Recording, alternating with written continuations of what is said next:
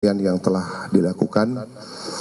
Selanjutnya kami berikan kesempatan kepada tim dari RSCM yang telah melakukan pemeriksaan baik visum maupun otopsi. Kami persilakan. Baik, terima kasih Pak Dir. Dapat saya jelaskan terkait dengan kasus almarhum ADP. Pertama kali jenazah masuk ke Rumah Sakit Cipto itu dengan surat permintaan visum dari Polsek Metro Menteng pada tanggal 8 Juni tahun 2025 sekitar 13.00 waktu Indonesia Barat. Selanjutnya ada surat pelimpahan dari Polsek Menteng kepada Polda Metro Jaya. Kita menerima jenazah itu dan juga dilanjutkan dengan melakukan pemeriksaan luar jenazah itu sekitar pukul 13.55 waktu Indonesia Barat, serta selanjutnya setelah dilakukan pemeriksaan luar jenazah kita menunggu pihak keluarga, dalam hal ini istri dari almarhum, dan menginfokan bahwa akan dilakukan pemeriksaan otopsi atau pemeriksaan bagian dalam tubuh almarhum.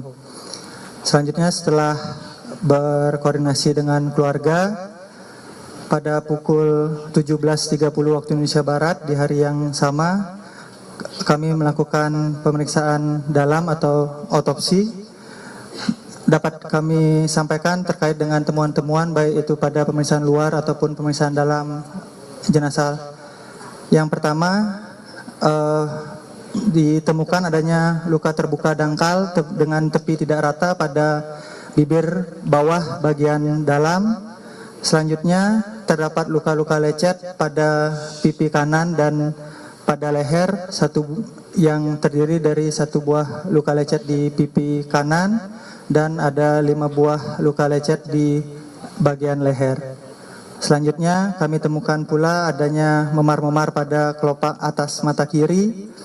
Ada memar juga pada bibir bawah bagian dalam, lengan atas kanan, dan juga lengan bawah kanan. Dengan masing-masing 1 buah memar pada kelopak atas mata kiri, 1 buah memar pada bibir bawah bagian dalam, ada 2 buah memar pada lengan atas kanan, dan 2 buah memar pada lengan bawah kanan. Selanjutnya dari hasil pemeriksaan otopsi, karena ditemukan adanya luka-luka pada daerah leher, kami melakukan otopsi menggunakan teknik khusus leher dengan upaya mendalami apakah luka-luka yang terdapat pada bagian luar itu ada berdampak terhadap organ-organ di dalam leher. Selanjutnya dapat kami laporkan bahwa pada otot-otot leher itu tidak ditemukan adanya resapan darah. Selanjutnya pada batang tenggorok itu berisi lendir dan busa halus berwarna putih kemerahan. Selanjutnya kami temukan pada organ dalam, itu pada kedua paru ditemukan adanya sembab paru atau pembengkakan pada paru, serta pada seluruh organ-organ dalam itu kami temukan adanya pelebaran pembuluh darah dan juga bintik-bintik perdarahan. Dari pemeriksaan-pemeriksaan tersebut, seluruh organ kita ambil sampel jaringannya, baik itu untuk dilakukan pemeriksaan toksikologi dan juga pemeriksaan histopatologi. Pemeriksaan awal toksikologi di Rumah Sakit Cipto dilakukan pemeriksaan penyaring napsa dan juga alkohol menggunakan sampel urin, didapatkan hasil negatif.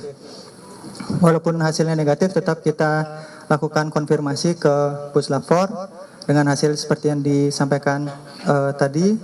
Selanjutnya dari hasil pemeriksaan histopatologi, kita konfirmasi luka yang ada di bibir bagian dalam, didapatkan hasil dari histopatologi forensik bahwa terdapat gambaran perdarahan pada luka tersebut yang sesuai dengan tanda intravitalitas luka. Artinya luka tersebut terjadi pada saat almarhum masih hidup.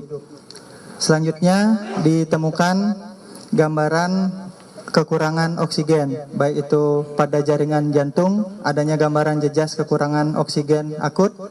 Selanjutnya pada paru ditemukan adanya gambaran perbendungan disertai pembengkakan.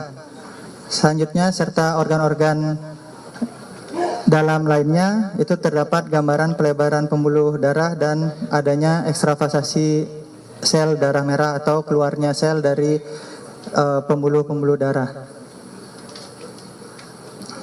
Dapat kami simpulkan bahwa dari hasil pemeriksaan forensik itu pada pemeriksaan terhadap mayat laki-laki berusia sekitar 39 tahun dan bergolongan darah O ini ditemukan adanya luka terbuka dangkal pada bibir bagian dalam, luka-luka lecet pada wajah dan leher, serta memar-memar pada wajah, bibir bagian dalam, dan anggota gerak atas kanan akibat kekerasan tumpul.